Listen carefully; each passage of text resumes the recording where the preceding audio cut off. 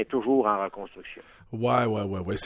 Les Marlins, c'est sûr. Les As d'Oakland qui solidifient leur enclos des releveurs en allant chercher Jim Johnson des Orioles. Ben moi, ce que j'aime de Billy Beane, c'est que avant tout le monde, il a pris ses décisions, on dirait avant tout le monde. Il a pris de cours. C'est un peu lui qui a lancé toutes ces activités-là dans le baseball avant les assises officielles.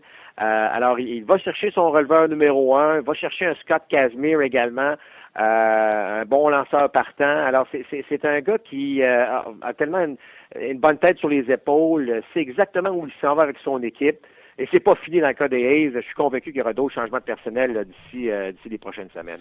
Quelques rumeurs maintenant de sources assez sûres. Là, je pense pas que Cano va sortir de New York, mais ça se pourrait qu'il se retrouve à Seattle. Ben moi, je pense que dans le cas de Robinson Cano, avec sa demande initiale de 300 millions, donc contrat de 10 ans, 30 millions par année, bon, ça a fait reculer bien les équipes, incluant évidemment les Yankees. Là, les Yankees se retournent de bord, signent Ellsbury pour à peu près 22 millions par année.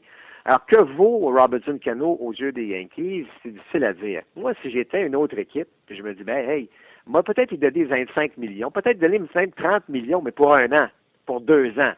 Et peut-être que Cano peut l'accepter puis se dire, écoute, à 31 ans, si je peux avoir une autre ou 2 bonnes saisons, je vais le monnayer ailleurs. Je ne sais pas. Je ne sais pas quelle est la philosophie derrière. Mais si jamais une équipe est prête à verser un 60 millions pour 2 ans, que ce soit les Blue Jays, que ce soit les Mariners, moi, je m'essayerais. Puis, why not? Moi, je pense que ça peut être intéressant. Mais je ne vois pas, par exemple, Cano signer, que ce soit avec les Mariners ou autres que les Yankees, pour une période de 8 à 10 ans. Ça, je n'y crois pas. Oublie ça, les Blue Jays. Les Blue Jays, Cano viendra pas ici, puis les Blue Jays, je sais même pas s'ils feraient l'appel. Écoute, j'entends que les Red Sox, les Rangers et les Mariners essaient d'aller chercher Matt Kemp. Bon, écoute, regarde, il y a tellement d'activités dans le baseball actuellement que c'est normal d'avoir plusieurs rumeurs. Matt Kemp est tout un joueur de balle. Malheureusement, les blessures au cours presque des 2 dernières années est venu vraiment l'empêcher de démontrer tout ce qu'il est capable de faire. Je comprends les organisations qui veulent aller après un gars comme ça parce que tu te dis il va revenir en forme, c'est nous autres qui va lui permettre d'être à nouveau un joueur qui peut être susceptible d'être un joueur le plus utile à son équipe. Je suis pas surpris, mais en même temps, j'ai l'impression que les Dodgers vont peut-être vouloir le garder. Les Yankees auraient offert un contrat à Hiroki Kuroda, 1 an, 16 à 17 millions. Es-tu d'accord avec moi que Kuroda, c'est quelqu'un que les Yankees doivent absolument de signer? Ben moi, les Yankees, ce que je comprends pas, en fait, j'ai bien de la misère à les suivre parce que, rappelle-toi, l'année passée, on disait on va abaisser la masse salariale à 189 millions pour en finir avec la fameuse taxe de luxe. Puis bang, dans la journée d'hier, on signe pour quoi? 240 quelques millions, là, si on inclut le contrat de McCann et le contrat de Ellsbury. Mais là-dedans, on n'a toujours pas de lanceur partant. Alors, il va falloir que... Moi, je pense que c'est crucial de signer un gars comme Kuroda. Tu n'as pas le choix. Tu peux pas te fier nécessairement à ce qui se passe dans les mineurs.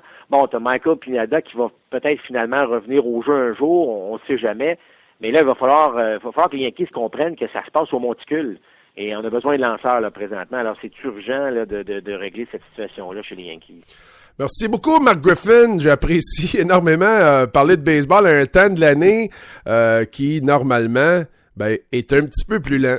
Écoute, il va falloir changer le titre ou l'expression saison morte au baseball. Ça n'existe plus. Ça n'existe plus au baseball.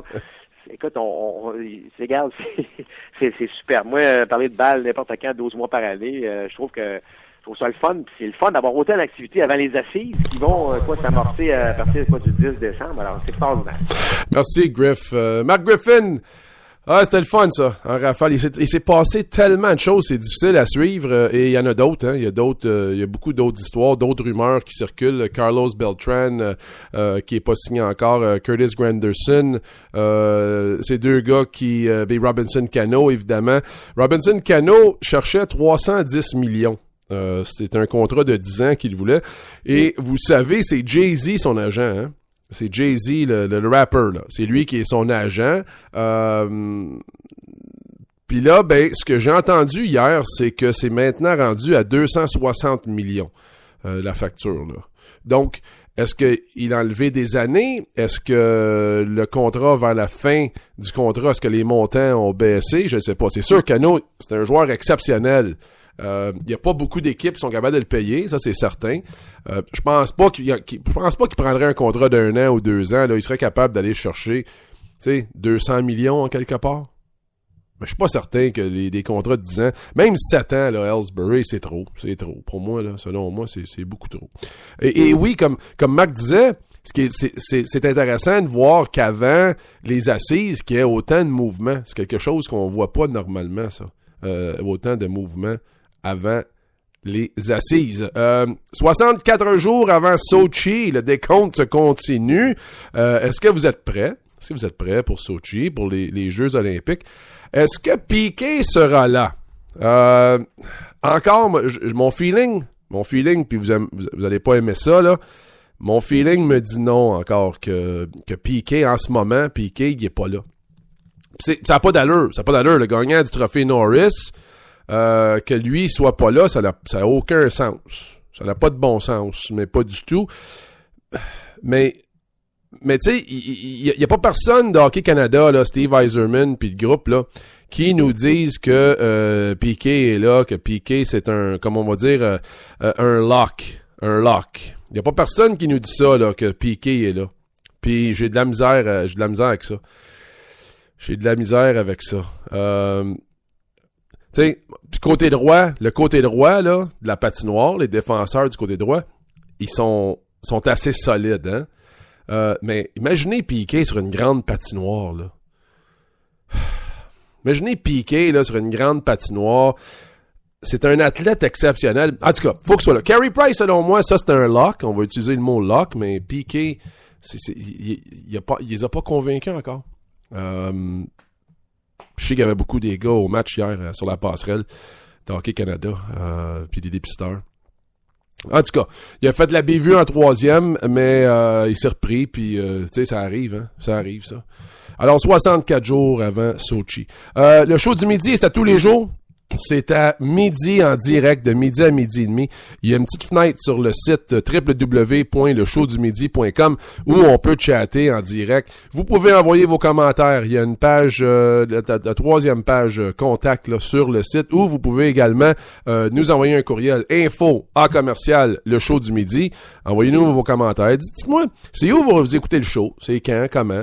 On a eu des messages, je vous avais dit, il y a une couple de jours, Normand qui regarde ça, lui, qui écoute ça, à son bureau à midi en direct, et quand il manque l'émission, ben il télécharge puis il l'amène dans son téléphone intelligent, puis il l'écoute dans le métro, dans l'autobus, pour retourner chez eux. Fait que merci beaucoup pour ça. Il y a du monde partout sur la planète. J'ai vu hier, il y a quelqu'un de Moscou qui nous écoutait. C'est exceptionnel. Facebook, aimez notre page Facebook, facebook.com/le show du midi, et vous pouvez aussi suivre notre compte Twitter à commercial le show du midi. J'ai aussi remarqué que hier, à partir d'hier, il y a une petite page sur le site du 98.5 Sport qu'on retrouve le show du midi. Fait qu'il notre petit party là, qui est écouté par 100 ou 200 personnes par jour, là, ben, il est sur le bord d'avoir un petit peu plus d'avant à notre party. Mais moi, j'apprécie, peu importe où que vous soyez et comment vous écoutez le show du midi. Merci beaucoup, je l'apprécie énormément. On va terminer l'émission d'aujourd'hui avec la chronique sur le fly. Sur le fly, là, c'est 5 choses que vous savez peut-être pas dans le monde du sport et que, selon moi, mon opinion, vous devriez savoir absolument pour impressionner vos amis puis avoir du fun à vos discussions avec vos discussions ce soir. Alors, c'est ça. Donc, la première chose, je vous communique, là, c'est la rue Saint-Denis. Si vous savez pas, la rue Saint-Denis à Montréal se transformera en pente de ski pour la 2e année consécutive. Le challenge urbain Amnesia Shack Attack amène 7500 pieds cubes de neige entre les rues Sherbrooke et Ontario. Pour des démonstrations et des compétitions de snowboard et snowskate. Tout ça, ça commence vendredi à 18h. Donc, si vous êtes intéressé de voir ça, il paraît qu'il y a un petit chalet, le chalet Rogers, dans le milieu, où les athlètes font des sauts et des flips en haut de vous autres, là, puis vous pouvez les voir, vous avez une perspective assez intéressante pour voir ça. Deuxième chose, maintenant que les Coyotes ont payé leur dette à l'ordre de 7 ou 8 millions à Wayne Gretzky, les Maple Leafs de Toronto seraient intéressés à donner un emploi à Wayne, au Great One Wayne Gretzky. Peut-être un titre un petit peu plus important qu'un ambassadeur pour Gretzky serait correct, parce que les Leafs, à la suite de 5 revers d'affilée, ils ont peut-être besoin de Wayne pour les aider sur la patinoire aussi. Alors, c'est à suivre de ce côté-là. Autre nouvelle du nord de Toronto, ce matin, le conseil de la ville de Markham, a voté à raison de 11-2 contre l'utilisation de fonds publics pour la construction du nouvel amphithéâtre, le GTA Arena, qu'il voulait construire. C'est un petit bémol sur le plan de Graham Rouston, là, puis les autres gars ici qui essayent d'amener une deuxième équipe dans la région de Toronto. Puis ça l'ouvre peut-être la porte, juste un petit peu, pour Québec. Parce que là, il va falloir qu'ils trouvent du financement ailleurs. Très intéressant. La grande guignolée des médias aujourd'hui, hein. Si vous n'avez pas vu les gens ce matin avec les bocals, là, les gens qui acceptaient vos dons, vous pouvez aller en ligne. Allez en ligne www.lagrandeguignolédesmédias.com et donnez. Donnez. Si vous n'avez pas l'argent, là, si les temps sont un petit peu plus durs pour vous, et peut-être que vous n'avez pas 20$, 50$, 100$ à donner pour la grande guignolée. Donnez votre temps. Donnez votre temps. Surtout à ce temps-ci de l'année, là. Regardez dans votre région là, un foyer d'accueil, des personnes âgées. Appelez-les puis demandez-leur s'il n'y a pas quelque chose que vous pourriez faire d'ici Noël là, pour aider. Allez les visiter. Allez visiter nos personnes âgées. Là. Faites-le. Puis regarde, faites un deal avec moi, là. Donnez 4 heures d'ici Noël. Engagez-vous à donner 4 heures. Puis envoyez-nous un message pour parler de votre expérience, là. Mais vous allez voir, ça fait beaucoup de bien aux gens qui sont là. Et ça nourrit votre âme aussi. Plein de belles choses. Fait que faites-le. Go. OK, bye. À 14h aujourd'hui, dernière chose, le corps arrière étoile de l'université Florida State, Jameis Winston, sera informé s'il sera chargé ou non pour le viol d'une étudiante qui était survenue le 7 décembre dernier. Winston, qui mène présentement, en passant au scrutin du trophée Heisman, attend avec impatience le résultat de l'enquête du State Attorney, là, le procureur de l'État de la Floride, Willie Meggs, et c'est à 14h, ça. Donc, ça c'est bientôt, on va savoir l'avenir, là, ce qui réserve à Jameis Winston, mais il me semble, moi, si tu appelles une conférence de presse, j'en doute que tu appelles une conférence de presse pour dire que t'arrêtes quelqu'un. Fait que selon moi, Jameis Winston serait blanchi et Florida State, continuerait avec leur corps arrière, et c'est ça. Alors, c'est tout pas mal pour aujourd'hui, mesdames et messieurs. Merci beaucoup d'avoir été là. Vous êtes super, comme d'habitude. Oh oui, bonne nouvelle aussi. Gino Odjick a reçu son congé de l'hôpital. On a parlé beaucoup cette semaine, donc bonne nouvelle. Repose-toi bien, mon Gino. Ça, heureux d'entendre ça. Le Journal de Montréal lui a parlé hier. Il semblait en bon état, les bons esprits. Il s'en allait dans le bois se reposer pendant une couple de jours, qu'il a dit. Alors, bravo pour ça.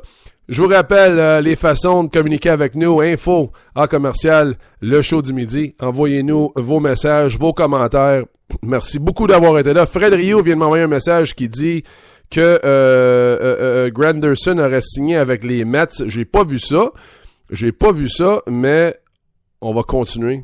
On va continuer de suivre ça. C'est une de ses sources aux Yankees, le petit Vlimeux. Merci, bonne journée à tout le monde. Soyez bons, prenez soin de vous autres, puis oubliez pas, là, allez donner de votre temps, là. Allez donner de votre temps. Un foyer de personnes âgées, là, ça serait super. C'est un bon temps de l'année pour faire ça, pour vous impliquer. Je vous remercie d'avoir été là. Darren Coucouin vous dit à demain à midi. Salut tout le monde, bonne journée, bye.